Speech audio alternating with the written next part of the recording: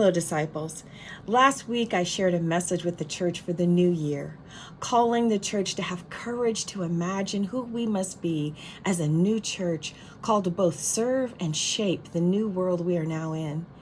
Starting in February, I'll be inviting other conversation partners from across the church to join me in these weekly conversations, and I hope that you'll join us as well.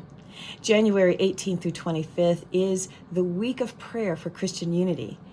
With the convergence of the MLK holiday and the presidential inauguration, I shared a homily which I was invited to write for the Graymore Ecumenical and Interreligious Institute, their journal Ecumenical Trends.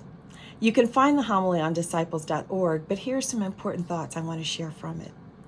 In John 15:5, Jesus tells his disciples that only if they abide in him, are rooted and grounded in his presence and example, will they be able to bear the fruits of love. And what are these fruits? Not clearly a promise to always like our neighbor or agree with our neighbor. In fact, the human condition guarantees that we will have conflict, not least because we desire to identify with those who are most like us and join ourselves with them, making our similarity the basis for allegiance. If we abide in Jesus, however, we are rooting ourselves in something more powerful than these instincts. When Dr. King makes his wonderful case for abiding in love and for nonviolence as the methodology that springs from love, it is not because that way is easy, but because it is the only way to bear the fruit of reconciliation and beloved community. Love keeps us properly oriented as followers of Jesus insofar as it keeps us focused on our neighbor. This is more crucial than ever because in today's society, today's polarized society, it is hard for many of us even to comprehend how those with whom we disagree can believe and act as they do. When we are so focused on our own immediate needs or preferences, failing to see and understand how systemic injustice continues to degrade our neighbor, we are not abiding in Jesus, and we are not loving as he loves. To imagine God's limitless love in action is to imagine a new world where Jesus' commandment to love one another can be realized and where our decisions are based and will help to manifest what will benefit all of us. Christians must be grounded in the biblical and theological understanding of who Jesus is and how Jesus calls us to live. Jesus himself warns, "Apart from me, you can do nothing. You can bear no fruit." Love must be a commitment to living in accordance with the value of our neighbor, not just a habit of speaking about this value. If we are abiding in Jesus and he is in us, the decisions we make every day are grounded by our neighbor's priority of place in our lives. Otherwise, we are not being accountable to the very essence of Jesus' teaching.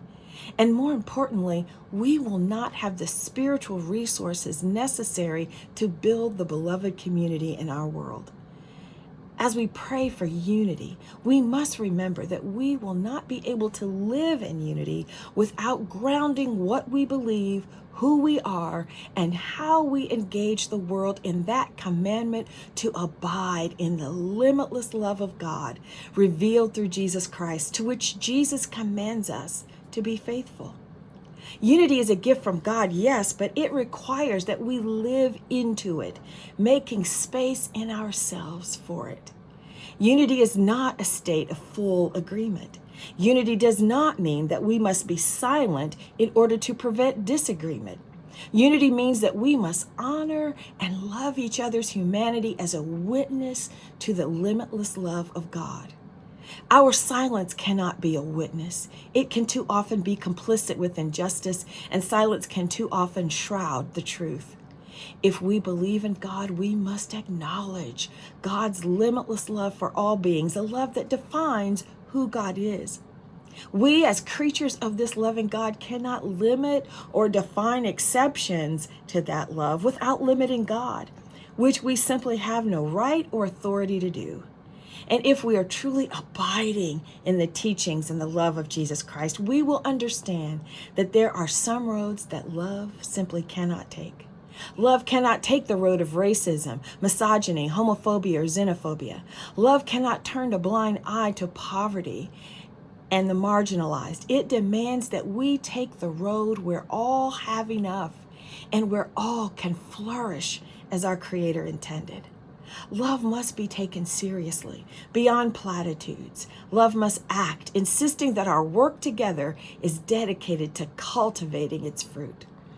Dr. King spoke to us from a place of deep abiding, a place that he understood must ground all that Christians believe and do. The path of nonviolence, the work of reconciliation, the commitment to love, all begin with a deep commitment to understanding and obeying this commandment from Jesus. Such commitment will require that we continually ask ourselves how we are valuing one another in ways that equip our society and the institutions of our society to value each one of us in tangible ways. Such commitment is the fruit of our abiding in Jesus. This commitment will ground us in the limitless love of God as reflected in Jesus Christ, and it will hold us accountable to the work of justice and reconciliation as we build the beloved community. Without this commitment, without our abiding, we can do nothing, and we cannot bear the fruit that Jesus calls us to bear. But when we abide in love, we are equipped to walk the often bumpy road that leads us to truth, healing, reconciliation, and justice. Church, let us imagine together and live into God's limitless love. We must begin with love in order to be the church we say we are. God bless you.